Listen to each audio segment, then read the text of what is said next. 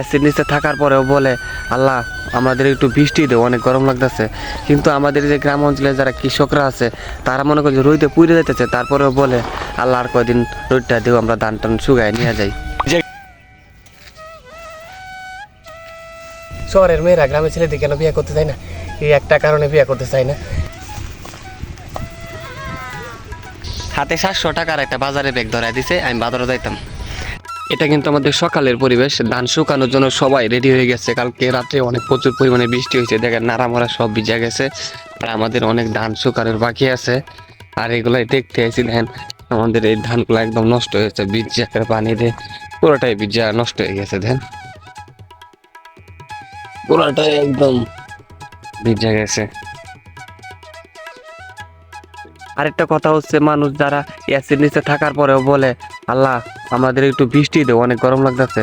কিন্তু আমাদের যে গ্রাম অঞ্চলে যারা কৃষকরা আছে তারা মনে করে যে রোদে পুড়ে যেতেছে, তারপরেও বলে আল্লাহ আর কয়দিন রোদটা দেও, আমরা ধান টান শুকায় নিয়ে যাই। যেগুলো নাকি ধান মনে ভিজে গেছে না?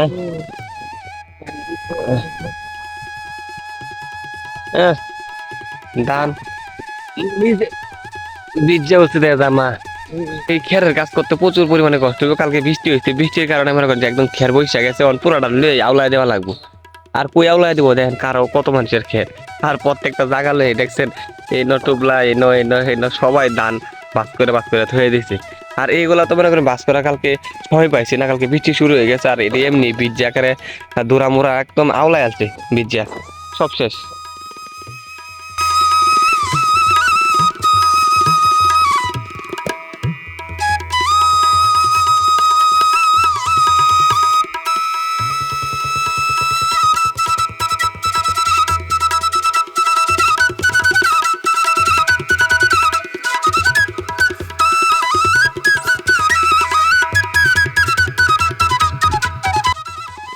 আকাশের অবস্থা খুবই খারাপ, যে কোনো সময় বৃষ্টি আয় পড়তারে।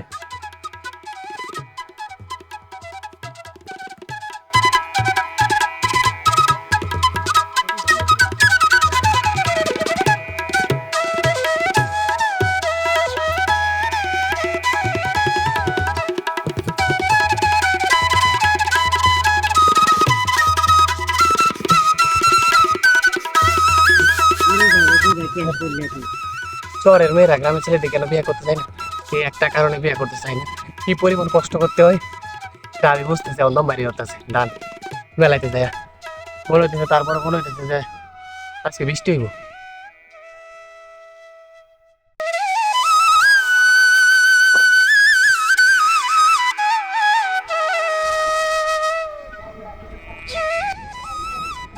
তবে নিজের কাজ করা লজ্জার কোনো বিষয় না, এটাই স্বাভাবিক। গ্রামের ছেলেরা সব কিছু করতে পারে, যেরকম 2-3টা বিয়া করে বউ রাখতে পারে, গার্লফ্রেন্ডও রাখতে পারে, বাপ মায়ের মনও রাখতে পারে, মানে বাড়ির যত কাজ হয় সব কিছু করতেও পারে, এটাই আর কি।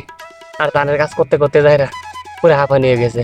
কারণ বাজে মানে সকাল 8টা বাজে, মানে ঘুমিতে উঠছি, উঠে কালকে রাত্রে প্রচুর পরিমাণে বৃষ্টি হয়েছে। বৃষ্টিটা মনে করেন যে ধানের জন্য অনেক ক্ষতি হয়েছে, মানে ধান ভিজে গেছে।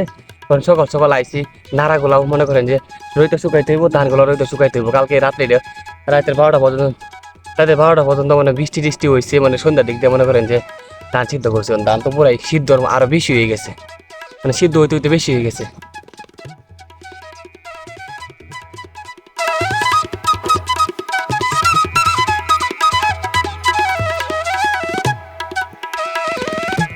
কিন্তু সকালবেলা দেখছিলাম রোদের কোনো ভাব আছে, কিন্তু এখন ডাল লাড়ার পরে মনে হইতাছে এখন মনে হয় বৃষ্টি নেমে পড়বো।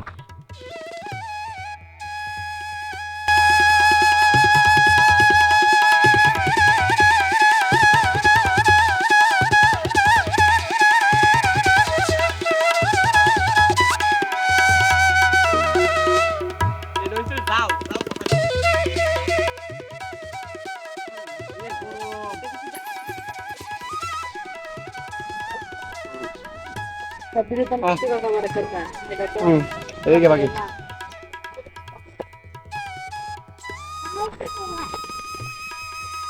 ভালো লাগে না, হ্যাঁ তো না বলে অসুস্থ। 2 দিন আগেও মনে করেন যে এগুলো আমাদের পুরোটা জুড়ে মানে ধান ক্ষেত আর ধান ক্ষেত ছিল, কত সুন্দর একটা সবুজ একটা পরিবেশ ছিল। এখন মানে 2-3 দিন পরেই দেখেন কি একটা অবস্থা। মনে করেন যে যার যখন সময় তার কিন্তু ওই সময় চলে যেতে হয়। এগুলা ধানের তো এরকমই একটা ব্যাপার হয়েছে, ধান যখন বড় হয়ে গেছে সেগুলোকে কাটতেই হবে, তাই কাটতে সবাই বাসায় চলে নিয়ে গেছে। তো এখন আমি আর পাখি যাইতেছি বন্ধু আমাদের গরুগুলাকে নিয়ে আসতে। মনে করেন যে ওই যে আব্বা বন্ধ দিয়ে গেছে, আব্বা বাসায় নেই খা, এখন আমি নিয়ে যাবো। আর গরুর জন্য পানি টানি ব্যবস্থা করে রেখে আইছি। এখন 12টা 12:30 বাজে গেছে। আজকে আবার ফ্রাইডে, আগে ভাগে খাওয়াই তুইব, নয়তো মনে করেন যে জুম্মার নামাজ আছে, জুম্মার নামাজ পড়তে যাইতে হইব। আর কালকে মনে করেন যে একটা সেই লেভেলের একটা বৃষ্টি আইছে, বৃষ্টি দেন এগুলো সবগুলা গন্তি করে নিচে নামায় লাইছে। আর ধান মনে করেন যে ধানগুলো সব কালকে রাত্রে মানে কালকে সন্ধ্যার দিক দিয়ে শুকাইছে, কিন্তু আবার মনে করেন যে এই যে রাত্রেবেলা বৃষ্টিতে শেষ হয়ে গেছে। কিন্তু আজকে সারাদিন মানে এখন পর্যন্ত 12টা বাজে কোনো রোদ উঠছে না, তারপরেও আমি ধানগুলোকে লাইরা মনে করেন যে শুকানির জন্য ব্যবস্থা করে দিয়েছি। আর এই যে আমার গরু কয়টা আমরা সাইড দিয়া এটা এটা হলো আমাদের গরুর এই যে নিউ বেবি, কিছুদিন আগে বাচ্চাটা হয়েছে, আপনারা তো দেখলেনি, বাচ্চা দেখাইলাম।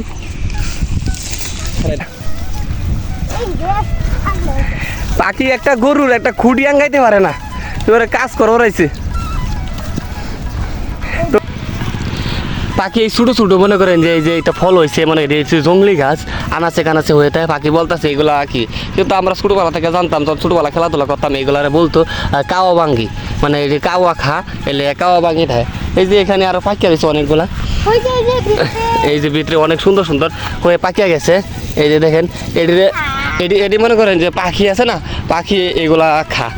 এই যে এই পাখি না, আবার আমাদের যে প্রাকৃতিক পাখিগুলো আছে তারা কিন্তু এই যে এইসব ফলগুলা খায়, এটিকে ডাকি আমরা কাওয়া ভাঙ্গি।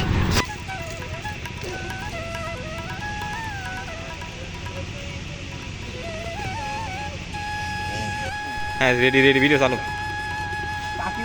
পাখি ওই দিক দিয়ে ফিরে দাঁড়ায়, সিঙ্গারা কত বড় বড়, এটা পিছনে টাকা হয়তো যায় না।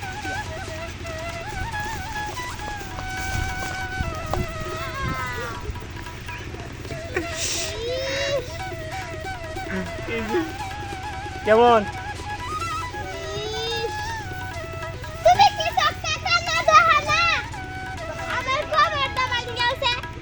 হাতে 700 টাকার একটা বাজারে ব্যাগ ধরাই দিতে, আমি বাজারে যাইতাম। আমি যে আজকে কত বছর পরে আমি বাজার যাইতেছি আমি নিজেও জানি না। প্রায় মনে হয় 2016 কি 17 সালে আমি মনে হয় বাজারে গেছিলাম, লাস্টে বাজার করছিলাম। এরপরে আমি আর কোনো বাজারই করি নাই, সব আব্বাই করছে। আর আজকে হঠাৎ করে আমি আজকে শুক্রবার বাসাতে আসি বই রয়েছি, তো ওই জন্য আব্বা আমারে দেখিয়া বাজার করে নিয়ে আগা। আর যখন আমি আরো ছোটবেলা যখন আমি বাজার করতাম, তখন বাজারে গেলে মনে করেন তখন তো মনে করেন জিনিসপত্রের দাম আছিল আরো কম আছিল, কিন্তু এখনো তো অনেক জিনিসপত্র অনেক দাম বেশি। কিন্তু ছোটবেলা যখন বাজারে যেতাম তখন কি করতাম জানেন কি, মানে টাকা বাঁচাইতাম। মানে 1 কেজি কোনো কিছু আনতে গেলে আমি মনে করেন যে 1 কেজিতে কিছু কম আনতাম, কম হয় না ওইতে টাকা মানে মেরে দিতাম। আস্তে আস্তে মনে করেন যে সব কিছুতে মারলে হয়তো 50-60 টাকা থাকতো, ওইগুলো আবার যাই আর স্কুলে খরচ করতাম।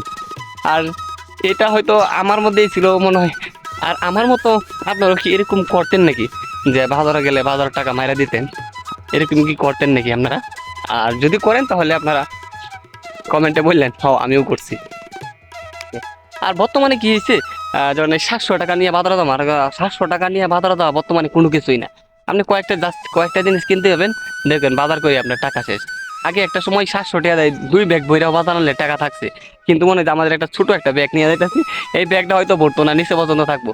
আর দেখি বাজারও যে কত টাকা বাঁচাইতে পারি, আর যেগুলো বাঁচাইতে পারি সেগুলো আপনাদের সাথে আমি শেয়ার করবো। আরেকটা মজার বিষয় কি জানেন, আমি বাজারে গেলে আমার কোনো কিছু মনে থাকে না, মানে ভুলিয়া যায়। আমার যেগুলা বলছিল ওইগুলা কি লাস্ট পর্যন্ত কি আমি কি নিয়ে আইতেই পারি কিনা, না আবার দোকানতে যায়, বাড়িতে দোকানতে যায় আনতে হয়, সেটাও জানি না। হাতে হাতে আর ভিডিও করতে করতে চলে এলাম আমাদের কিশোরগঞ্জ হাইওয়ে রুটে, ওই যে দেখেন গাড়ি ঘোড়া চলাফেরা করতেছে। আর এইখান দিয়েই আমি প্রতিদিন যাওয়া আসা করি। আর আমাদের বাড়ির ওই সামনে দিয়ে রাস্তা আছে, কিন্তু কোনো সময় আমি সামনে দিয়ে যাই না, আমি সবসময় বাড়ির যে পিছনে যে রাস্তাটা আছে বন্ধের মাঝখান দিয়ে পরে দিয়ে চলাফেরা করি। আর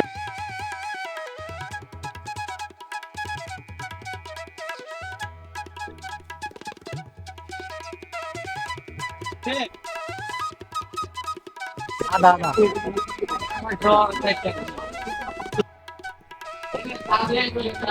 এও দিয়ে দেন, চেপা দিয়ে দেন। চেপা কত করে? 50 টাকা দেন, এটাই দেন।